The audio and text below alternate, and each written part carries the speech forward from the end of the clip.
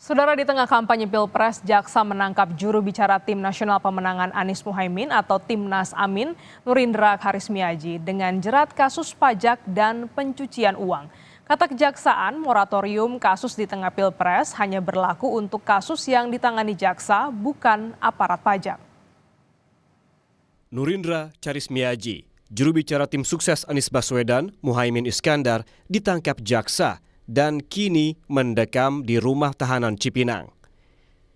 Indra ditangkap jaksa dari Kejaksaan Tinggi DKI Jakarta dan Kejaksaan Negeri Jakarta Timur karena jadi tersangka penggelapan pajak dan pencucian uang. Yaitu sengaja menerbitkan dan atau menggunakan faktur pajak yang tidak berdasarkan transaksi yang sebenarnya. Bahwa tersangka Nurindra Karismiaji selaku pemilik atau pengendali PT Luki Mandiri Indonesia Raya bersama tersangka Ike Adriani selaku pengelola atau pengendali PT Luki Mandiri Indonesia Raya dilakukan penuntutan terpisah sekira bulan Januari 2019 sampai dengan Desember 2019 diduga melakukan tindak pidana perpajakan dan tindak pidana pencucian uang.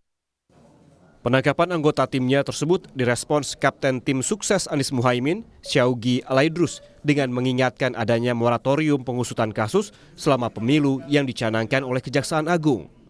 Seingat saya itu ada aturan entah dari Kejaksaan kalau tidak salah itu, bahwa dalam situasi kampanye ini hal-hal tersebut harus ditangguhkan nanti saja.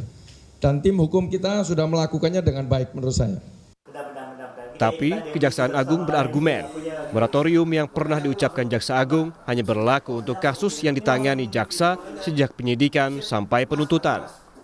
Ini tidak ada kaitannya dengan politisasi perkara, tidak ada kaitannya dengan netralitas. Ya. Yang ada bahwa dengan adanya insiden nomor 6 2023 yang diterbitkan oleh Jaksa Agung, ya ini kaitannya dengan kewenangan yang dimiliki oleh Kejaksaan. Kewenangan apa saja ya terkait dengan penegakan hukum, tentunya tindak pidana korupsi dan TPPU yang ada di dalam tindak pidana korupsi.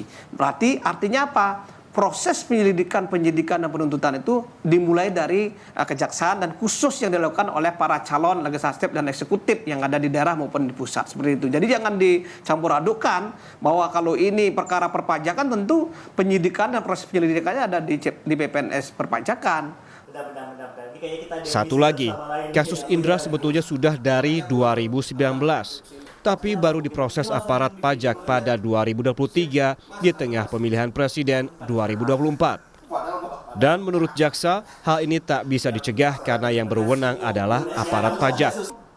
Begini, ini kasus kan dilakukan penyidikannya oleh PPNS perpajakan. Nah, mengenai kapan harus diserahkan kepada penyidik pajak, itu penyidik pajak yang punya tanggung jawab. Karena yang diserahkan bukan hanya berkas perkaranya, tetapi juga barang bukti dan para tersangka yang diserahkan, seperti itu. Jadi tanggung jawab penyerahannya itu ada di penyidik PPNS pajak, bukan di kejaksaan.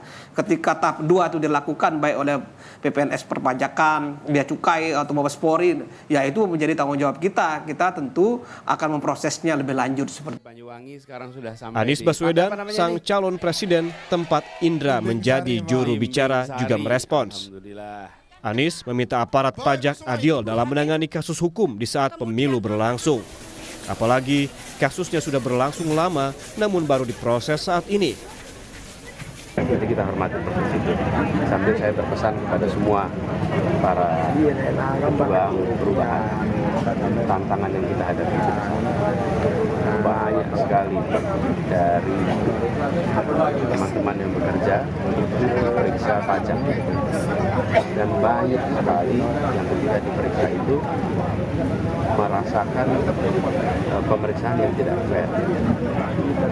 Tarik lagi diperiksa sampai 2016, sampai 2016 atas kegiatan yang sudah pernah diperiksa. Itu keluhan di mana-mana.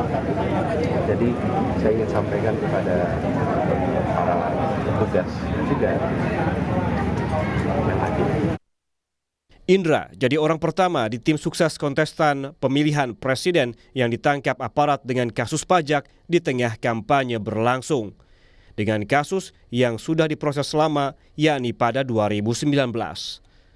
Tim Liputan, Kompas TV.